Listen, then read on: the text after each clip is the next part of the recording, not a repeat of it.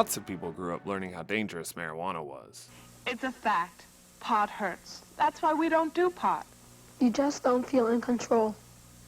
You know you did something stupid, but you don't remember what. It just makes you lazy. Now, when I was a kid, I believed there were good drugs and bad drugs. The good being those prescribed by a doctor, and the bad being ones you bought from some guy in an alley. Now, as I grew older, I began to see things differently. With the discovery of medical marijuana, I no longer needed the medications I had been prescribed throughout my adolescence. I found marijuana achieved the same results without the negative side effects. Today, we see those side effects magnified in countless celebrity overdoses and TV commercials. NSAID, including Celebrex, may increase the chance of heart attack or stroke, which can lead to death. I feel the idea of which drugs are good and bad has been blurred by many factors. However, the power of marijuana to heal as a medicine is becoming very clear. The most common negative stereotypes about medical marijuana probably extend to all marijuana, be it recreational or other uses. Most common negative stereotypes of marijuana would be that marijuana is a gateway drug and that it makes you lazy. Marijuana can enhance certain properties that people already have. So if you have a propensity to be lazy, it may make you want to, watch more TV or play more video games. But if you don't like video games, it's not gonna make you do that with your life. So I think the most common negative stereotypes are that people use it who aren't really sick, that it's sort of become an excuse to be able to get it. And so there's this image of, a bunch of stoners just having access to it because they can now, because it's easy to get. I think there's a stereotype that it's really easy to get a prescription. And it kind of is true, but I think it's harmful because it diminishes the true healing.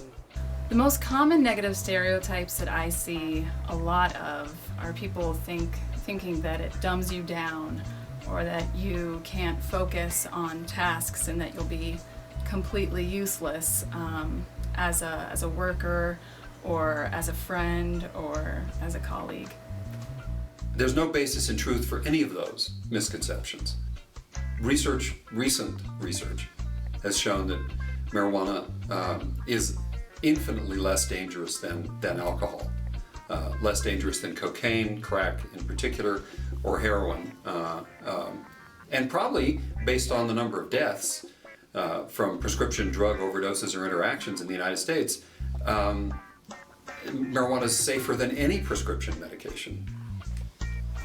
The first time I really realized how much medical marijuana can actually change a person's life was when I started working in the dispensary and I started meeting cancer patients who were laughing and telling me jokes. I used medical marijuana when I was diagnosed with breast cancer, and I actually got my first prescription signed by a very mainstream Kaiser doctor. Not the oncologist. The oncologist wouldn't do it because he was afraid I was going to smoke.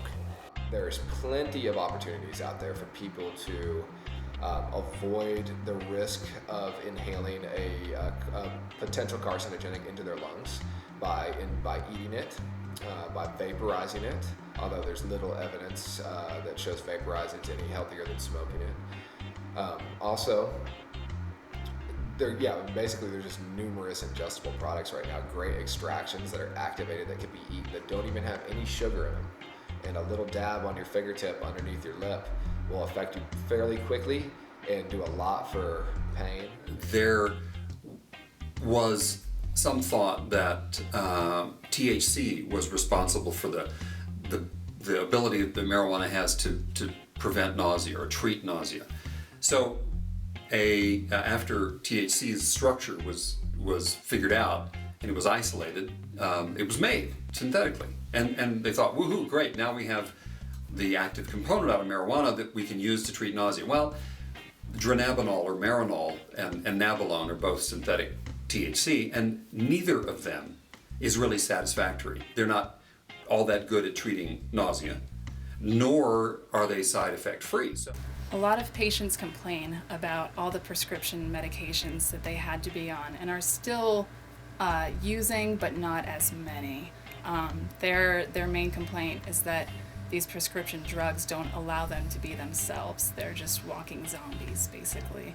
And they're tired of that, and they want to live their life. So using marijuana has helped them greatly reduce any pain medications that they were taking before, and they're able to enjoy their lives again, and that's priceless. I'd say the advantages of medical marijuana over prescription medication is that it's natural. And especially when you're going through chemo, you're already being pounded with all this weird stuff. Why would you want to take more of it? One of the biggest medicinal benefits of marijuana is the fact that it can lead people to a natural medicine path and away from harsh chemical medicines that we mainly only take due to heavily funded corporate influence. And they tend to lead people away from the direction of health, whereas natural medicine tends to lead people into healthier lives, to dealing with what the root problem really is. Marijuana can be used to mask pain. It can be used as an anti-seizure medication. It can be used to reduce swelling in cases of glaucoma.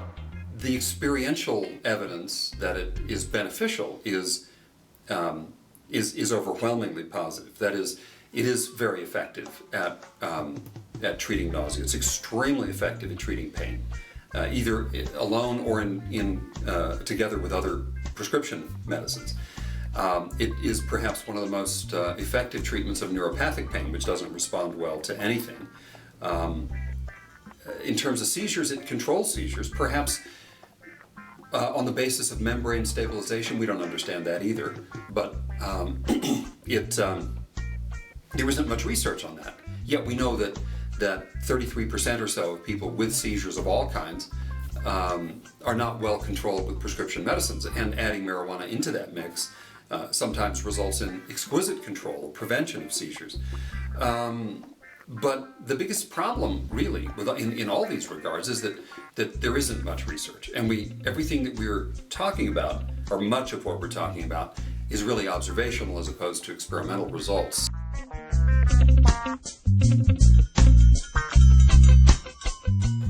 Instead of just the reefer madness kind of press, it's getting actual legitimate medical comments, and respectable medical people are standing up and saying this is a good thing and recommending it.